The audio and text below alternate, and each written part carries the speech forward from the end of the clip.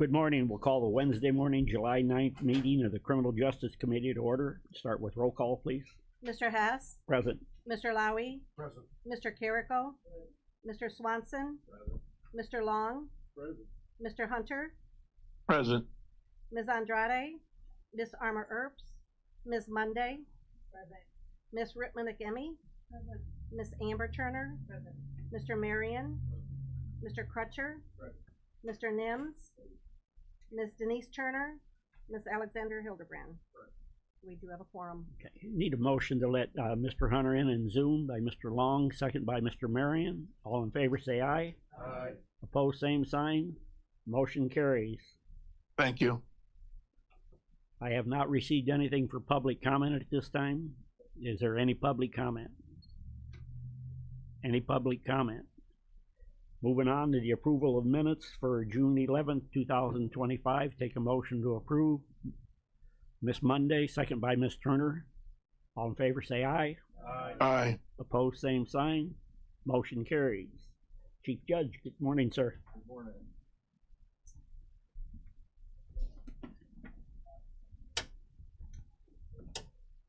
Well wishes to you, Mr. Hunter, former colleague on the city council. Appreciate it, R6. Okay, thanks. I don't really have anything to report this morning. We're waiting on information from the architect on the renovations that are scheduled to start soon at the courthouse, and just waiting on the paperwork on that to get that out to bid. And I don't know, Matt maybe has an update on it, but that's about all that's going on right now. So we don't keep the statistics, the courts themselves. It's the clerk's job. So as far as the number of cases and all that, that'll be in Sandy's report. But if there's any questions. Any questions for the judge? Okay, Thank you, sir. Short and sweet. Up next, Circuit Clerk's Office, Ms. Cianci. In your package, you have a copy of Sandy's monthly report, and there should be a handout that corrects one of them on there. Everybody should have that. Morning, Sandy. Good morning. Yeah, I found that late yesterday afternoon, so I Okay. apologize. I just, on that chart, I didn't carry out the Total, correct? the month, Yeah. the year to date or the month to date of that of each year. Yeah, so that's all corrected now. We still, I don't know, are there any questions? I don't have anything special to talk about. Any questions? Need a motion, a second to approve. Mr. Swanson, second by Mr. Marion. All in favor say aye. Aye. Opposed, same sign.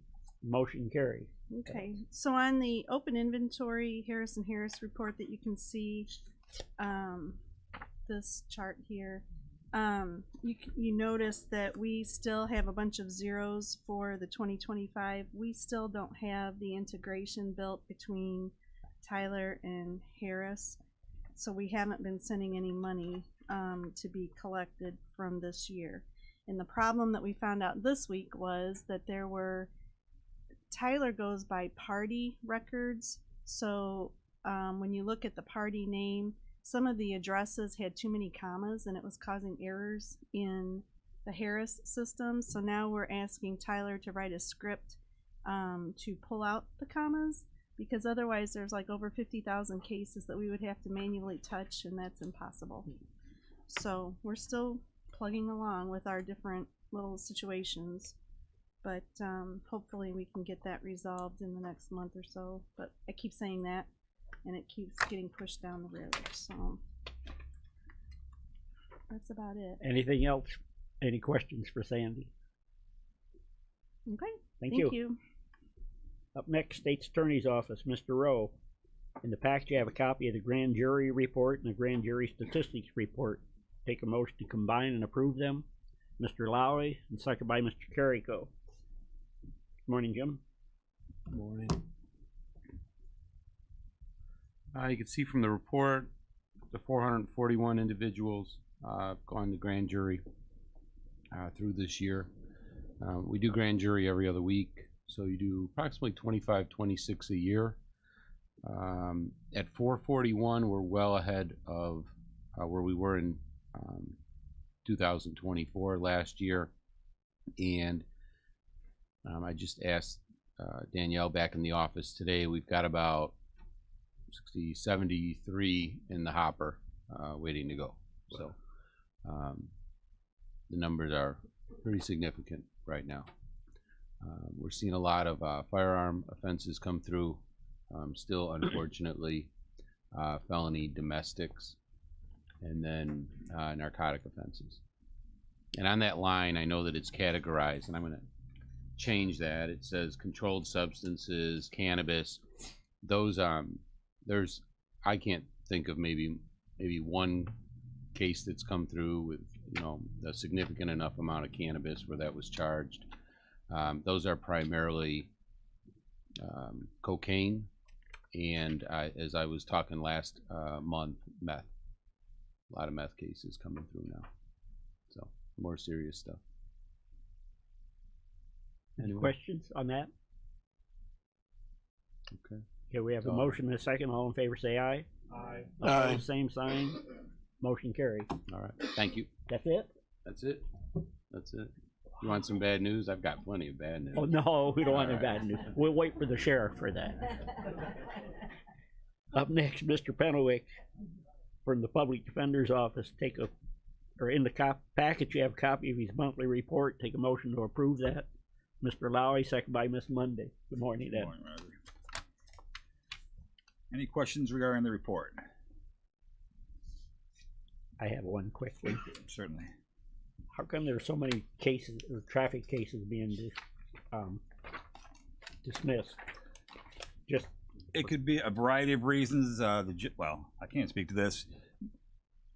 They issue multiple traffic tickets for each offense. A DUI could have like 5 tickets aggregate. So when they do a negotiation, a plea bargain, they dismiss they get cases. okay. And I can't speak to the state on that, but that's what happens. And who knows, variety of reasons. You know, the guy gets his license back, so compliance is a big goal in this county. So if someone complies with the law, sometimes the prosecutor will dismiss the cases, just stuff like that. Okay. It's catching us up at least. You know what? My traffic attorney is very diligent, and he does a phenomenal job. I'm surprised the numbers aren't going down substantially more, given what was happening beforehand. So, you know, statistics can be manipulated in any way, or not manipulated, but they can be interpreted different ways. But I know he's moving cases, so I'm really surprised the numbers aren't much lower, and I've not taken a deep dive into that as to why it's not showing up on the reports. But Any questions for Mr. Penelwick? Anything? Okay. I have nothing to comment on this morning, so that's all I have. Okay, we can vote on that then. Yeah. Okay, we have a motion to second. All in favor say aye. Opposed, Aye. same sign. Motion carries. Thank you. All right. Thank you. Up next, Mr. Latham from probation. In the package, you have a copy of his monthly report. Take a motion to approve that. Mr. Carrico, second by Ms. Monday. Good morning. Yes. Oh, thank you. I'm getting old, is what. On a Zoom call. Thank you. Appreciate it. Comments on your report, sir? The only thing on the report I'll comment on is we're at the halfway point, and if you compare it to this time last year, everything's right where it should be as far as contacts. Only thing that we noticed was total caseload is up quite a bit, and juvenile detention days are down quite a bit. So we'll see at the year's end if that stays that way, but that's what we noticed this halfway through the year. So. Any question on town report? Okay, we have a motion, a second. All in favor say aye. Aye. Opposed, same sign. Motion carries. The only thing I have is last month, I think I discussed the Supreme Court budget, and I can't remember how I said it exactly. They were cut $7 million. Actually, they received $7 million less than what they asked for, which is a little different than a $500+ million budget from just being cut. I feel a little better about how it's going to impact our salary reimbursement. I'm feeling a little better. I have a meeting in Springfield tomorrow where I'll get all the answers. Of course, it's the day after this committee, but I'll report it next month. Hopefully we'll get some good news. Will that reflect on the grants at all? Then? Not the grants, but our salary reimbursement. All our staff is reimbursed by the state, except for people that are in grants. They're covered by grants. But we have one county funded position in the circuit. So the salary reimbursement's a big deal, so hopefully that's good news. and the talk is I'll find out tomorrow, probably. So. Questions for Tom? And that is it. Thank you, All sir. right, thank you. Up next, Sheriff, Mr. Downing. The package have a copy of the sheriff's monthly report. Take a motion to approve that by Mr. Lowry, second by Mr. Long.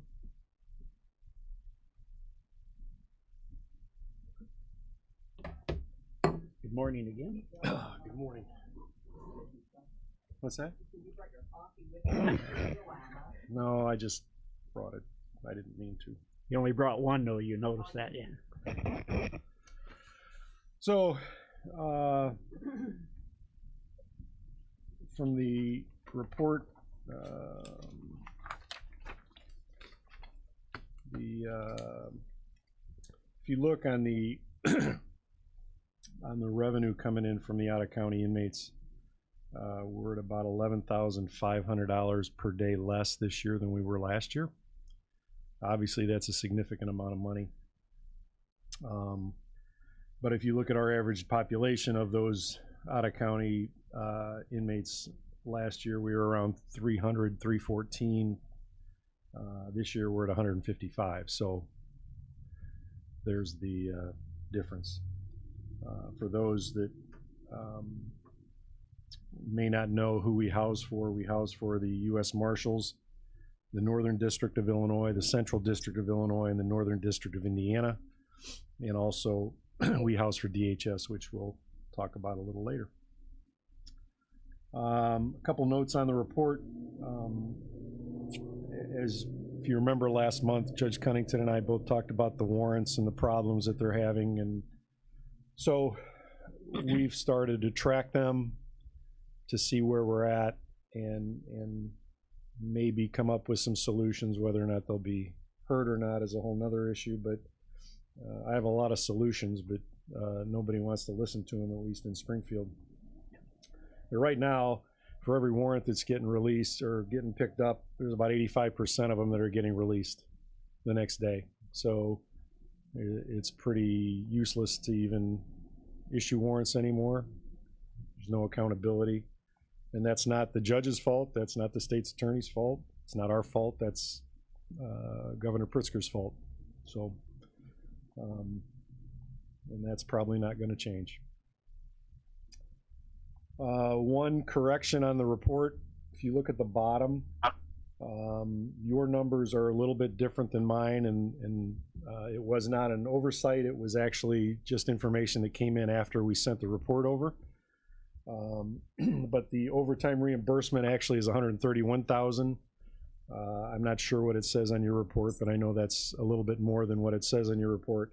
And also the other inmate revenue is also increased a little bit, and those that money, that other inmate revenue, comes from things like the arrestee medical fund, the booking fees that the agencies pay for us to process their inmates, inmate room and board, IDOC mileage. When we transfer individuals to the Department of Corrections, the state of Illinois reimburses us mileage for that.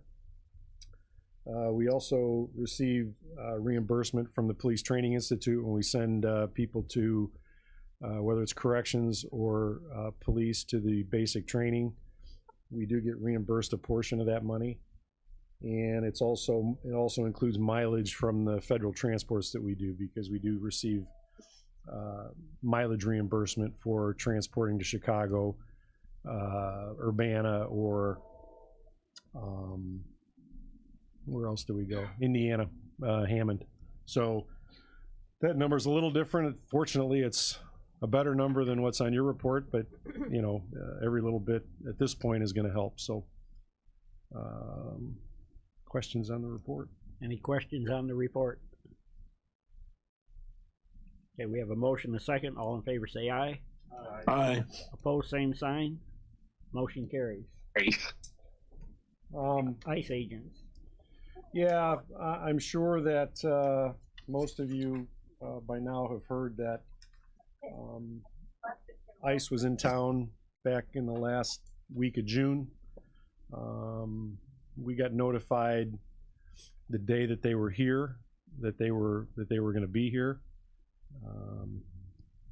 For those looking to indict me, I did not help ICE at all. So, because we can't by state law. But I will tell you that of the individuals that ICE picked up when they were in Kankakee County, I can read a list of their charges and what they've either been convicted of or currently charged with. Aggravated unlawful use of a weapon, possession of a stolen gun, resisting a peace officer, destroying evidence, manufacture and delivery of a controlled substance, aggravated criminal sexual abuse with a victim under the age of 9 years old, domestic battery, aggravated domestic battery, interfering with the reporting of a domestic battery, driving under the influence of alcohol, aggravated driving under the influence of alcohol, aggravated arson, possession of meth, indecent solicitation of a child, and a couple federal charges of illegal reentry after previously being removed. What that means is somebody who came here illegally, got picked up, got deported, came back in the country and got picked up again, and once they do that the second time, it's a felony. So that's not our rules, that's the federal rules. So I would challenge anybody, including the governor of the state of Illinois, if he wants these people in Illinois, then shame on him. This is what ICE is picking up. People can hate ICE, they don't have to like ICE, they don't have to like the police, they don't have to like federal agencies, but they're just doing their job like every other law enforcement agency in the country. So that's all I got about that. Questions on it? Kathleen?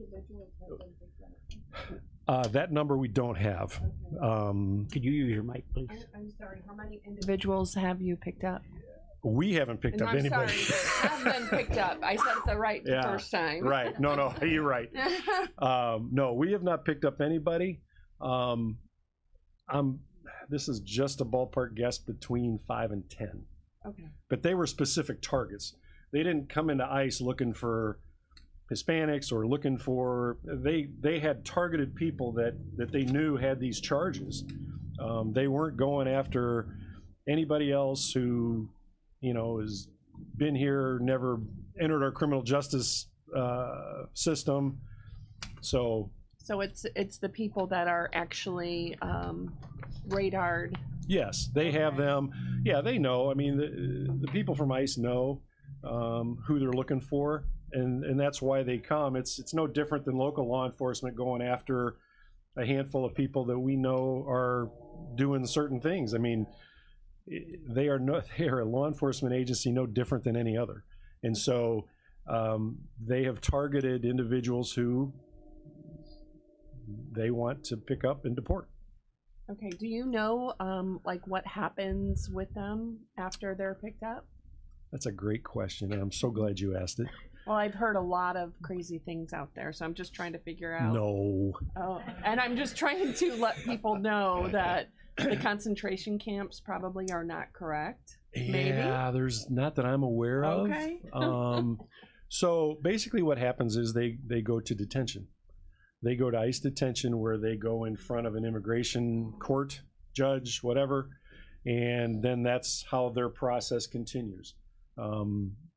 They used to do that in Kankakee back in the day, but our legislature and our governor don't allow us to house for ICE anymore, costing us, at this point, costing Kankakee County well over, I've used the number 15 million, but since then it's significantly more.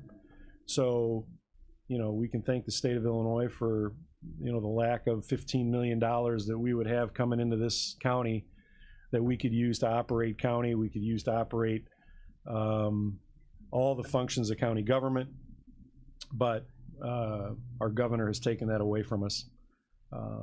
So they go to a housing facility either in Indiana or in Wisconsin. We have no idea where. And then they go through a process. They are not held in some, what'd you say, concentration? Concentration. No, they're not held in a concentration camp. Yeah. They are held in, and I know I've said this before, and I hate to repeat myself, but it's worth repeating that, ICE standards of detention are significantly greater than the state of Illinois' standard of detention. Some of you have probably seen the standards that ICE has, and they're a binder about this thick. I brought them in here before.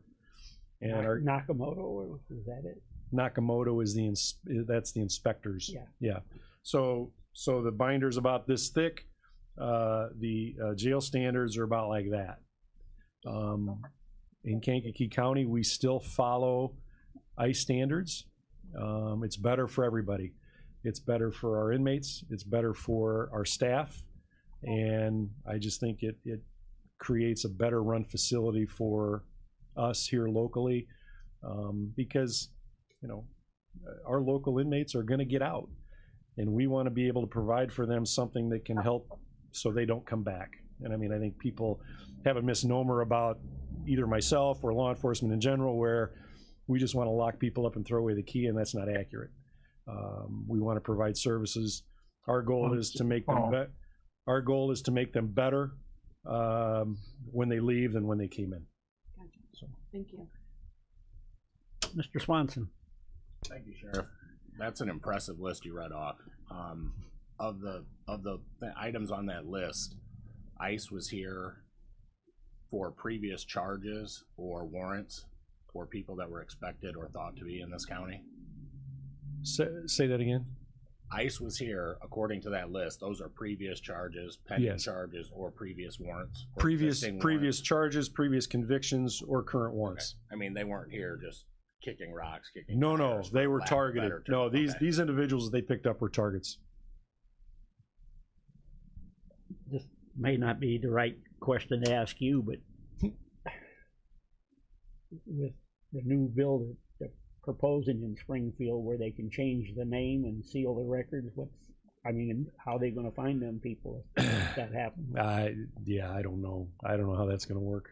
I mean, I'm guessing that, you know, ICE is doing a lot of work that nobody knows nobody knows the amount of work that goes into tracking the people that are in our country illegally who have committed criminal offenses, serious criminal offenses.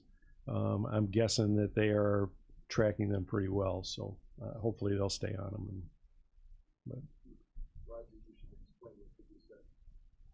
What? You should explain what you just said. The only thing I know is what I read. You know, there's a bill out there, or a law out there that I don't believe is passed yet, that the governor wants to be able to change a name within 3 days. If the people want to change their name, they can change their name, and their record is sealed, so you can't trace that. Any citizen, the way I read it. So everybody looks confused. There's no confusion. Every criminal is going to sit there and say, "Hey, I'm so and so. I committed heinous acts against children and women and people," and all of a sudden, hey, I get a clean slate. Thanks, Governor Pritzker. We got more criminals in our system again instead of not supposed to be here. Yeah. I'm going to change my name to Jim Rowe.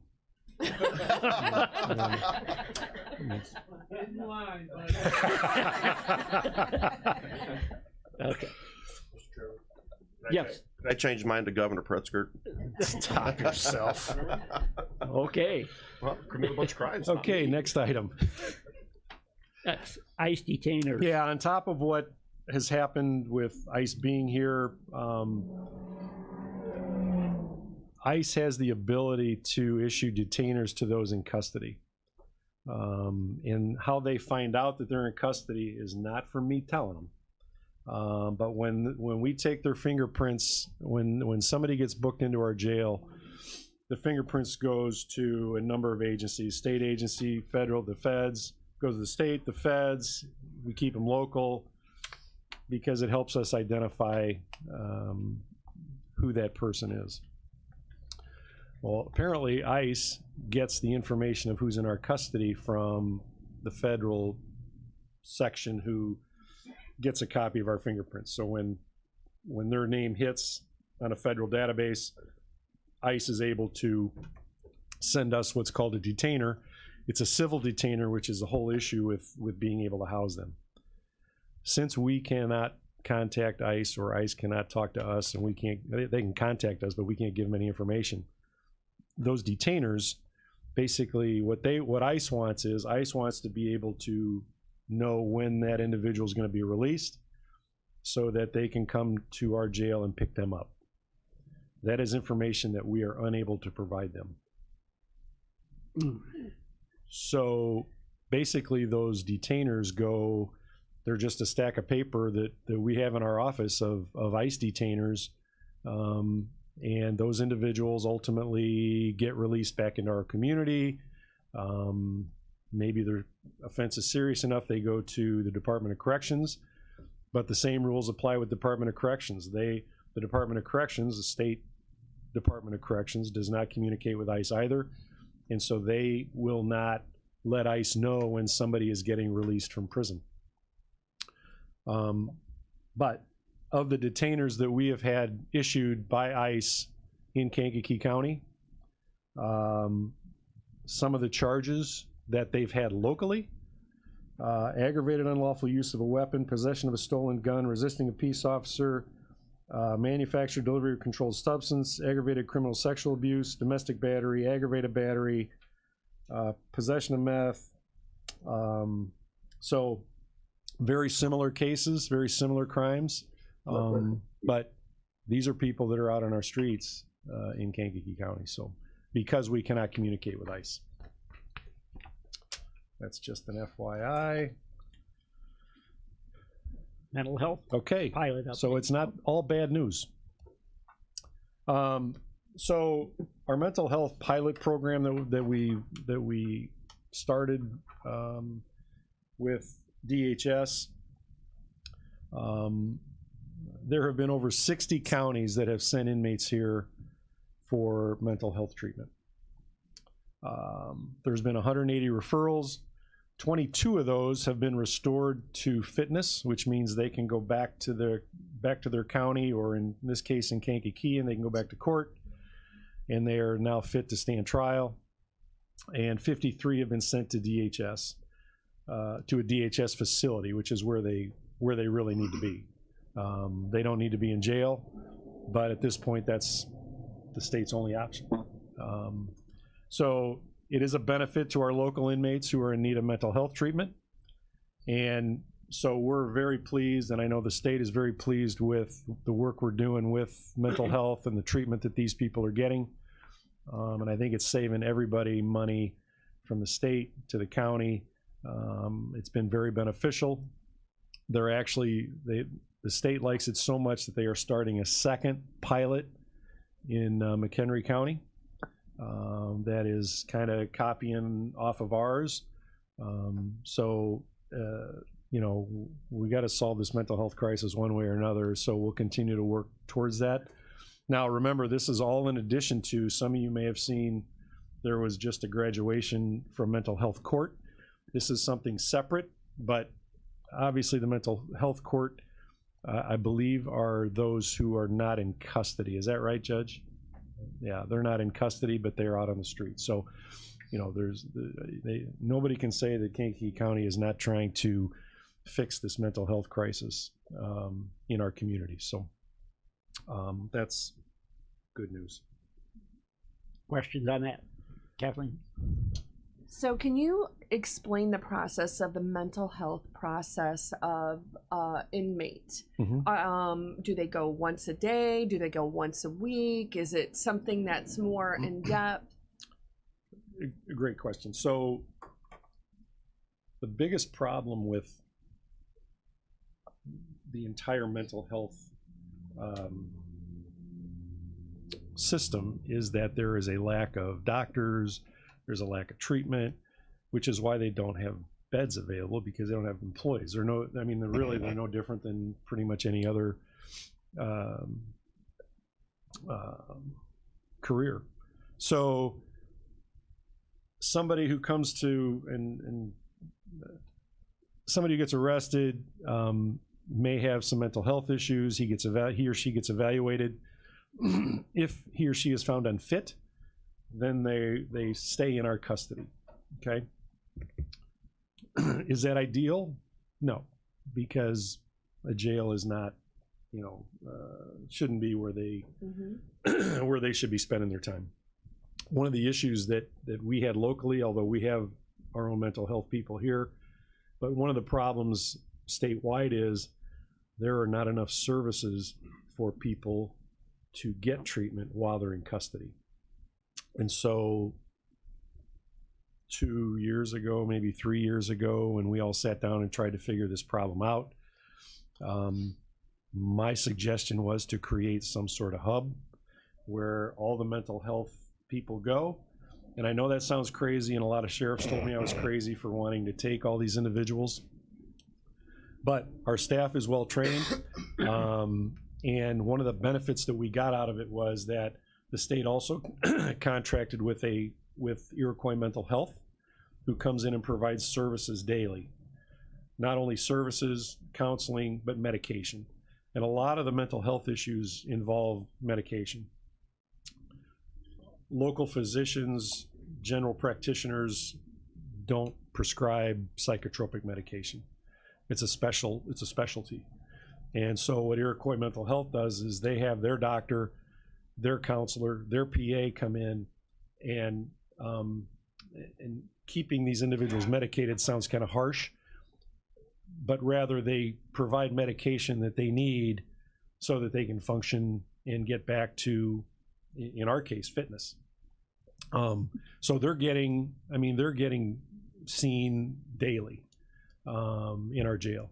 And again, not only the 60 counties that we've dealt with so far, but also our own locals, because we do have a number of locals who require mental health treatment. And if they progress far enough and they get found unfit, they return back, or they're able to go to court through and finish their court process, whatever that may be.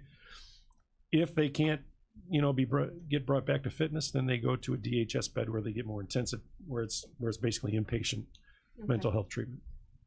I'm sorry. No, go ahead. So how many do you evaluate and then send back? Because obviously there's a lot of mental health crybabies, or whatever you want to call them. Mm-hmm. You know what I'm saying? I do. Okay, so but they're actually not mental health problems. Anybody that we take in from another county has already been found unfit by a mental health professional. So we don't send anybody back because they were faking. Okay, got it. If that's, I think that's what you're looking for. Yeah, thank you. But there are those out there that do. Yes. And like a lot of other things, sometimes mental health becomes a crutch. They blame it on mental health when it may not be mental health. It may just be that they're, well, never mind. Mr. Crutcher has a question. Hey, good morning. So when these people are found unfit and you say they're sent to DHS, just experience, has any of them been in local? Any of our locals? Has any of our locals gone to DHS? No, the local DHS facility. So was it Shapiro around here? No. So they go to specific mental health hospitals. I mean, I think Shapiro's more of a, I don't know. DD. Yeah, developmentally disabled. Correct. Thank you, Mr. Hunter. Hope you're doing well. We're thinking about you. Thank you. So yeah, that's developmentally disabled at Shapiro. These individuals go to, and I can name you some of them, Elgin. Chester, Elgin, Choate, and there's a handful of others. And they're, they go when there's a bed available. And the reason that we created the hub, and one of the main ideas for it was to say, let's say we're contracted for 20. So let's say we have 20 mental health inmates, and what our mental health people are able to do is they're able to use a hospital term, triage these inmates. And so somebody may need to go to a bed sooner than somebody else for a number of reasons. So we're able to triage them and get the most serious to a bed faster, and maybe able to help them. So if that makes sense. Right. So I've heard people from that Choate facility coming down to the Shapiro. I'm not sure why or their conditions, but just as you mentioned, I've heard those individuals coming down here. And I, you know, the whole mental health, the whole DHS system is so big. None of us. I mean, I don't really know how it operates. Okay. But I'm sure that they all, you know, they all work together as far as trying to figure out where individuals need to be housed. But yeah, Shapiro is not one that is set up to be a mental health facility for treatment of what we're dealing with. Okay, gotcha. Thank you. Great idea. Yeah, great idea. Do you have that in just a separate pod, everybody that you have there? Or We house them, you know, we're fortunate because we're able to house them in areas that will benefit them the most. If they need to be around people, they're able to be around people. If they need to be separated, we're able to separate them. So it's really a case-by-case basis. It's part of our classification system, which allows us to do that, and fortunately we have the building to be able to do that. Yep. So that's it. Okay, move on to the drone update. Last one, more good news. See, I'm not totally full of bad news, Mr. Chairman. You know, way back when ARPA was here and we had some money to spend and somebody asked us what we wanted, we said that we would like drones. And this committee and the full board granted us some finances for some drones. These are thermal imaging drones. What you're seeing there are 5 juveniles that are hiding in a field out in Pembroke who had stolen a car. We found the car. The juveniles took off out in the field, and with the use of the drone, we were able to find them and pick them up. And then, like most juvenile arrests, they all went home to mommy. So, but the drones have been very beneficial. I just wanted to show a couple pictures of what their faces are their faces are blurred out, but that's them coming out of the field from the previous picture. That was the picture that was in the paper. Go ahead and you can go to the next one. Yeah, that one. So if you recall, this was a case that started in Champaign County, and they ended up just north of our county line on Interstate 57. We launched the drone to be able to see inside the car. They had hit a police car, high-speed chase all the way from Champaign County. What they're doing there is trying to get rid of their drugs. And, you know, we didn't show the faces, obviously, but I just wanted to show this committee how beneficial the drone is to us, and that we are using them almost daily, legally. Obviously, we can't go look in Mr. Long's backyard just to go look. But they have been very beneficial in helping our deputies do their job. And they've also been used in cases like missing children, people who may have gone into a cornfield.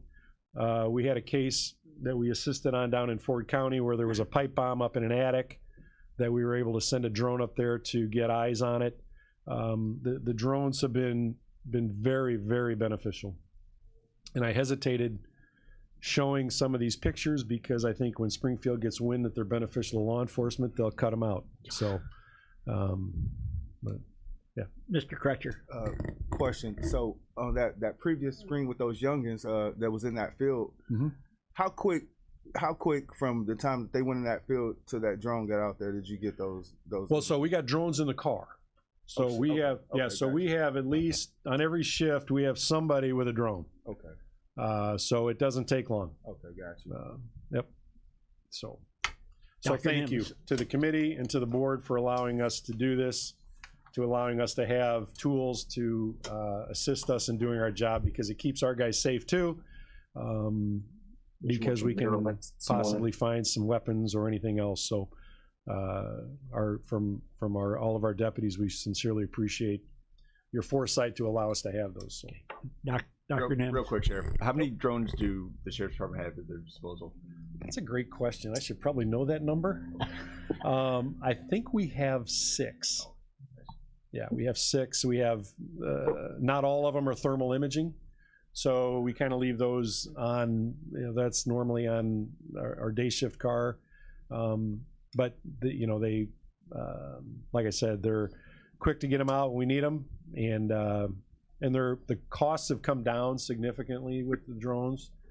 And we have and they're tough to fly. You have to go through a lot of, without being a full-fledged pilot, you have to go through the FAA and do a lot of training with them. So it's not just a toy that we're able to put up and use. It's a lot of the guys go through a lot of training with it. We have flight logs, we document, and every day there's a flight log for a drone somewhere. So. Any other questions for the sheriff? All right, sir. Thank you. Always good to end on a positive. That's right. Up next, Animal Control, Carrie. In the package, you have a copy of Carrie's monthly report. Take a motion to approve that. Mr. Long, second by Ms. Emming.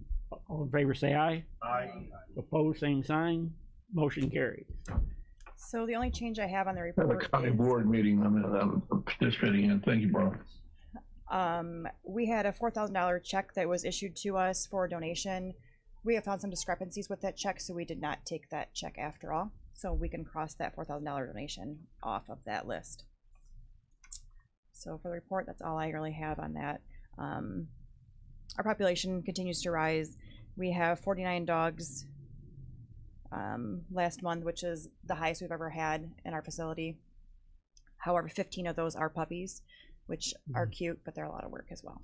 So I just found out today that they are going to a rescue, which is fabulous. So we are very happy to see them all go to a rescue that will take good care of them. So that's great. Questions? And then, oh good, thank you, perfect, thank you guys. Well, I'll deliver them personally. We are doing our quote-unquote inventory sale for our 1-year anniversary. So we did adopt out 3 animals, I think last month for the inventory sale. We still have more to adopt out. So there's $75 for adoption fees. And then the last thing we're doing is August 2nd, we are doing a microchip clinic at the farmer's market for $15 for dogs. Questions? Thank you. Thank you. Up next, Coroner's Office, Mr. Gessner. In the package, you have a copy of Bob's monthly report and the monthly receipts and money. Take a motion to combine and approve them. Mr. Swanson, second by Mr. Carrico.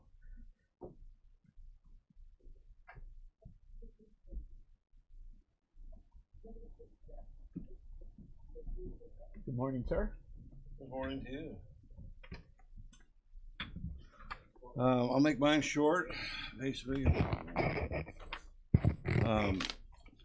On my summary report, I know I missed the last meeting there. Basically, autopsies are 6 in June, 7 in May, but I want to say right now that the 8th day of July right now, we've done 6 autopsies in 8 days. So you can see how the numbers change very quickly.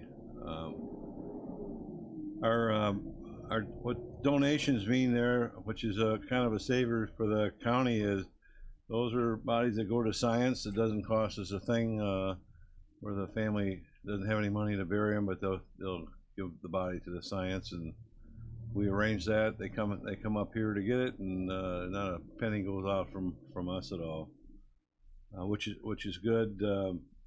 It takes a lot of talking to the family and stuff like that, but other than that, we see right down, way down at the bottom, pending. We have 7 pending cases so far.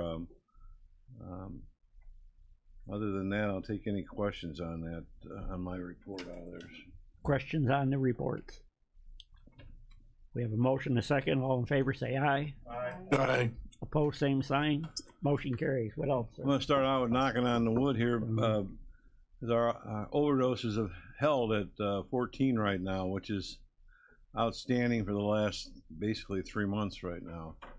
As I say, I owe it a lot to education. The Jim Rowe he produces, and the sheriff produces the seniors. I go to just about every seniors and talk to them about different things that are going on in the county, helping them out as much as possible.